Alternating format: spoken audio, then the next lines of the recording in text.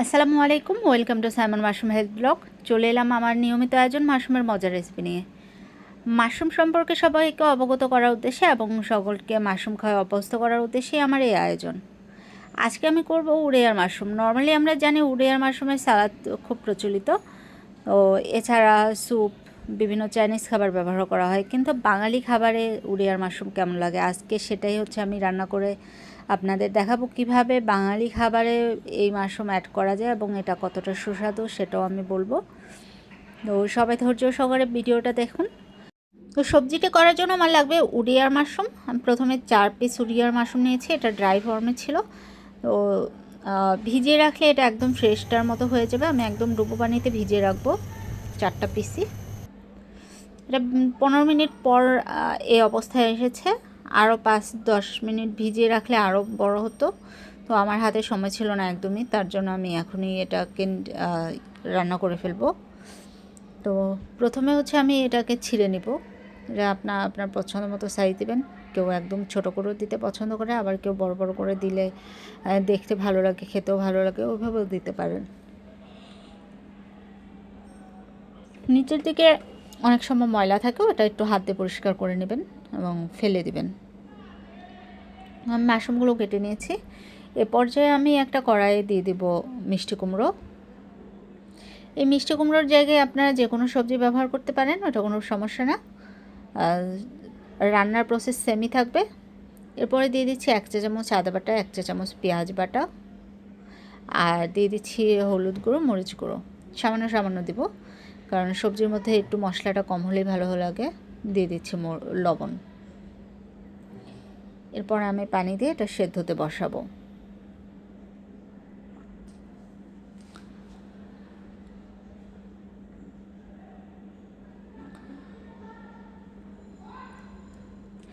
সাধারণত উড়িয়ার মাশরুমে প্রচুর পরিমাণে মিনারেলস থাকে, যার কারণে আমাদের রোগ প্রতিরোধ ক্ষমতা বৃদ্ধিতে এটা খুবই ভালো কাজ করে।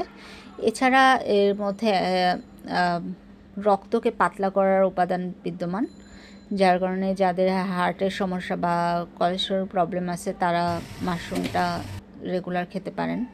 তো আমার মাশরুম এবং সবজি সেদ্ধ হয়ে যাওয়ার পরে আমি দিয়ে দিচ্ছি কড়াইতে রসুন এবং একটু কারি পাতা দিয়েছি। এটা অপশনাল, কারি পাতা না থাকলে না দিতে পারেন। আপনি এখানে চাইলে একটু জিরা গুঁড়াও দিতে পারেন বা আস্ত জিরা দিয়ে দিতে পারেন।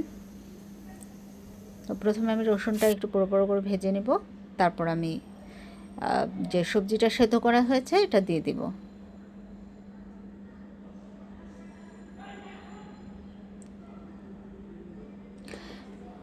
উড়িয়ার মাশরুমে সাধারণত কোনো ফ্লেভার থাকে না, যার কারণে এই মাশরুমটা যে কোনো খাবারে ব্যবহার করা যায়, খুবই ভালো লাগে খেতে।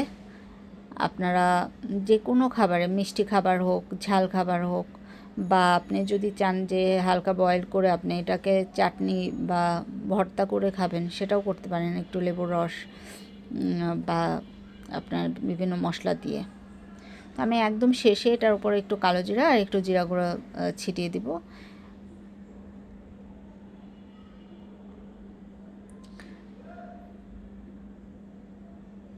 নেড়ে চেড়ে এটার মধ্যে আরেকটু সময় জাল করে আমি দিয়ে দেবো ধনিয়া পাতা।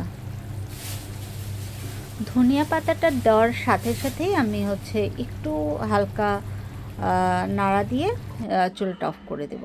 ধনিয়া পাতাটা দিয়ে আর আমি কোনো জাল করব না। এতে কী হবে, ধনিয়া পাতার যে একদম ফ্রেশ ফ্লেভারটা সেটা বেরিয়ে আসবে।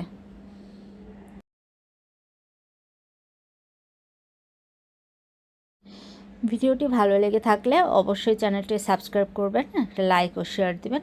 আর যদি আরও কিছু জানার থাকে অবশ্যই কমেন্ট করবেন। সাথে এই ভিডিওটি অন্যরাও যাতে দেখে উপকৃত হতে পারে শেয়ার দিয়ে দিতে পারেন বন্ধুবান্ধব বা আত্মীয় স্বজনের মধ্যে, যাতে তারাও মাশরুম খাওয়া শিখতে পারে এবং মাশরুম খেয়ে নিজেদের সুস্থ এবং সবল রাখতে পারে। আমার রান্না শেষ, এখন এটা গরম ভাত, রুটি, যারা ডায়েট করেন সকালে নাস্তায় আপনারা রুটির সাথে এটা খেতে পারেন, খুবই ভালো লাগবে খেতে। ধন্যবাদ সবাই।